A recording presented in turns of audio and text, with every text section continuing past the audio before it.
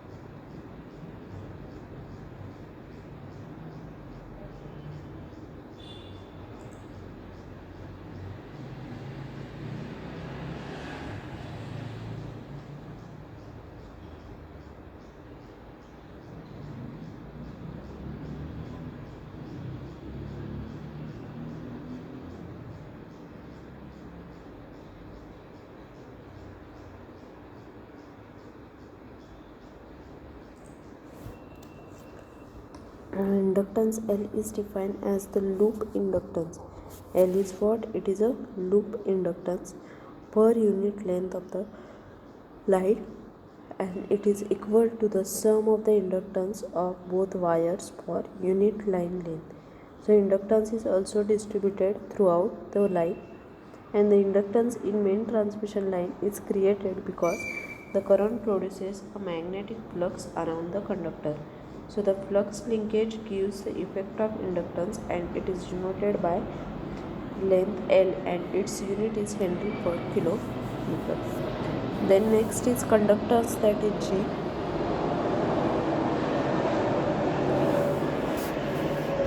The next is conductance, that is G.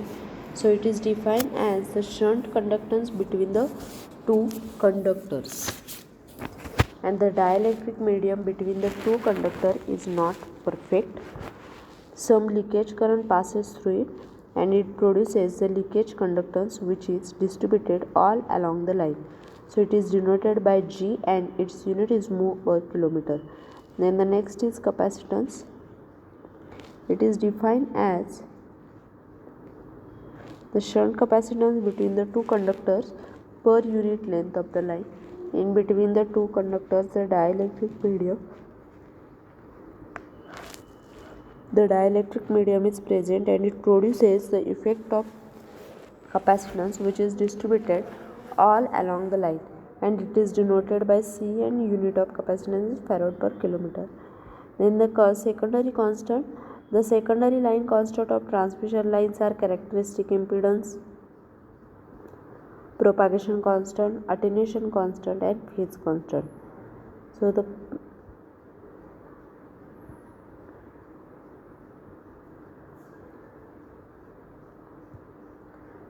first is characteristic impedance. Any circuit which consists of series and shunt impedance has an input impedance. So for transmission line, the input impedance depends on the type of the line, its length, and the load connected at the output. So in simple language, the characteristic impedance is defined as the impedance which is looking into an infinite length of line. Then the characteristic impedance of line can be measured at its input when line is terminated at the far end in the impedance which is equal to Z0.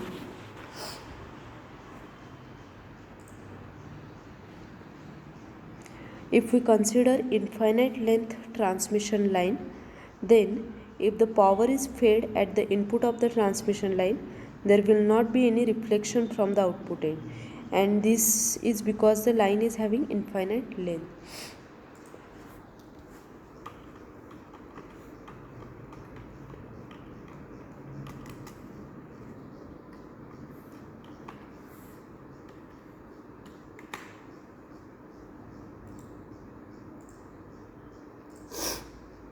So what is characteristic impedance?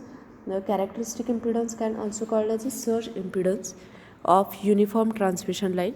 It is the ratio of amplitude of the voltage and current of a single wave which is propagating along the line, and it is the wave is traveling in one direction in the absence of the reflection in other direction.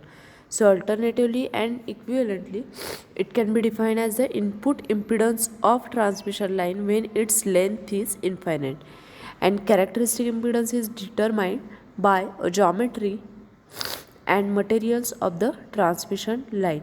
For uniform line, it is not dependent on its length. SI unit of characteristic impedance is ohm.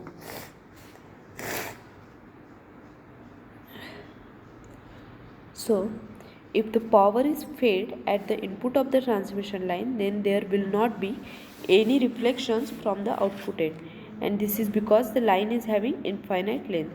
As there are no reflections, there will be no loss of power, that is, the maximum voltage and maximum current is obtained.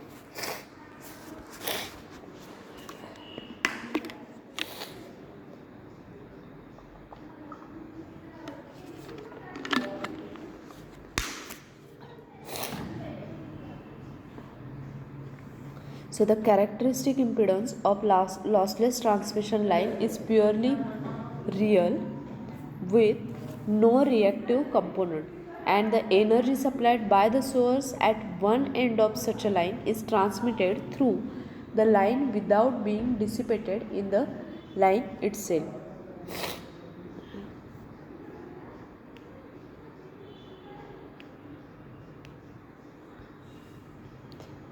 The characteristic impedance, here the characteristic impedance can be defined as the ratio of voltage to current at any point along the line.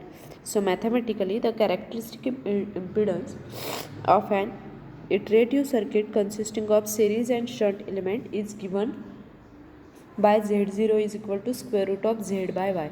Now what is that z? Z is the series impedance per unit length, and what is y? Y is the shunt admittance per unit length.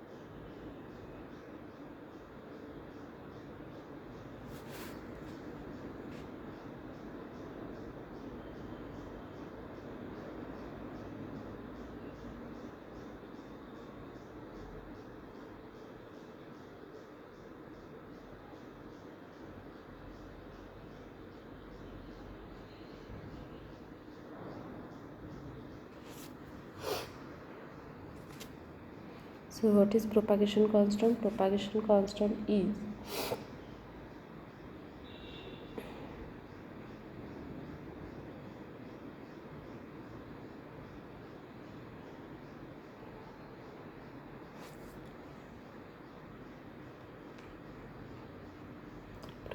constant is also called as a propagation coefficient, and this parameter shows the nature in which the waves are propagated along the line. So it is called as propagation constant, and it gives the information about the variation of voltage and current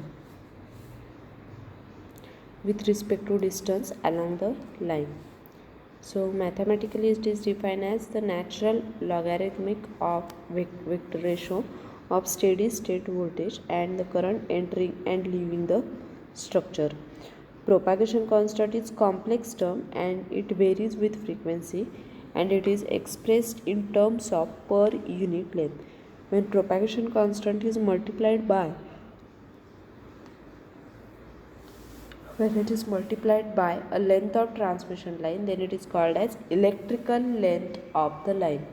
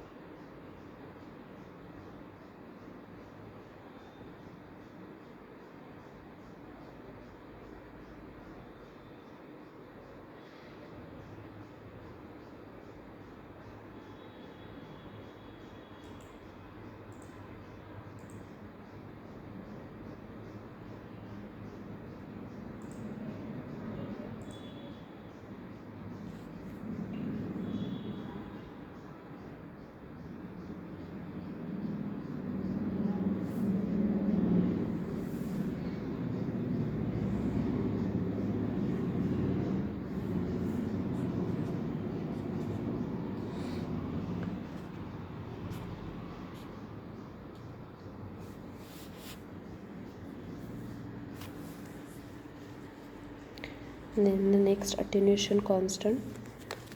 These all are the secondary constant. Attenuation constant is also secondary constant. So the propagation constant is a complex term and it can be expressed as gamma is equal to alpha plus j beta. It is given here. And what is alpha? Alpha is attenuation constant and it determines the reduction or the attenuation in the voltage or the current along the line. So it is expressed in Nipper per kilometer. When attenuation constant is multiplied by the length of the line, then it is termed as a total attenuation.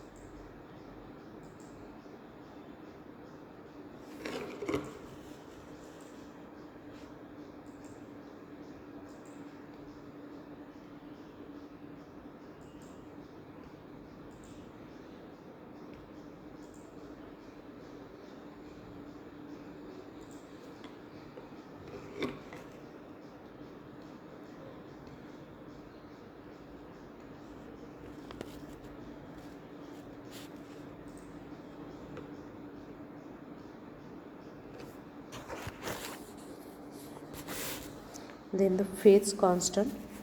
So we have equation gamma is equal to alpha plus j beta here.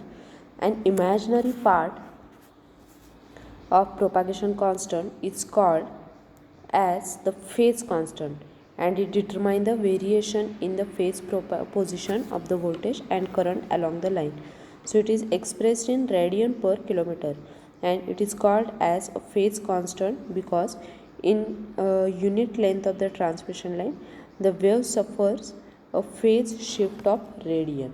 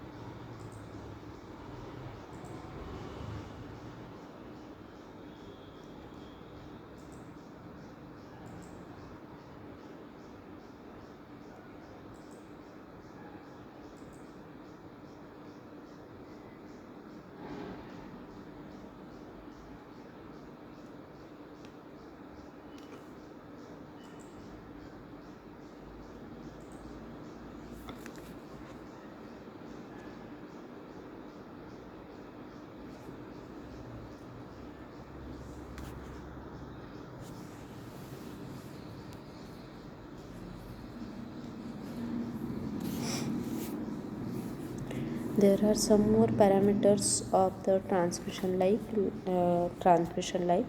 like wavelength, velocity of propagation. So what is wavelength? Wavelength, velocity of propagation or phase velocity, and group velocity.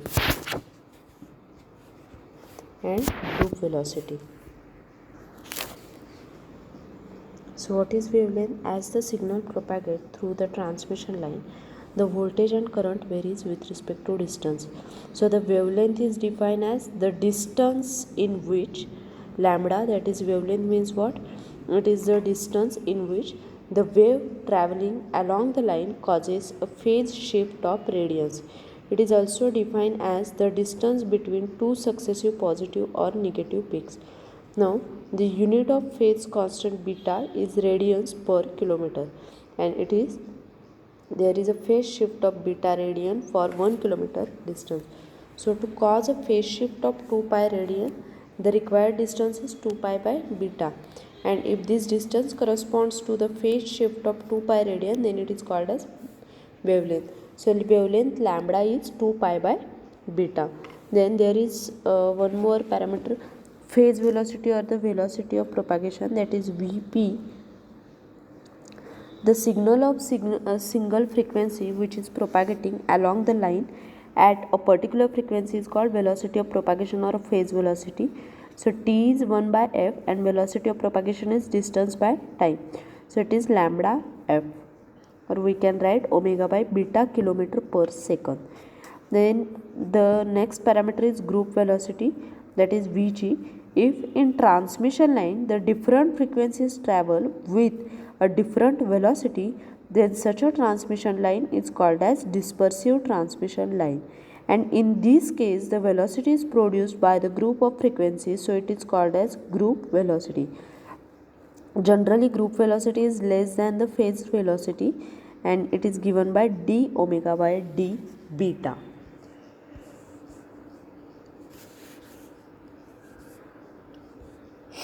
So the characteristic impedance and all these points we will cover it in the next lecture. Thank you.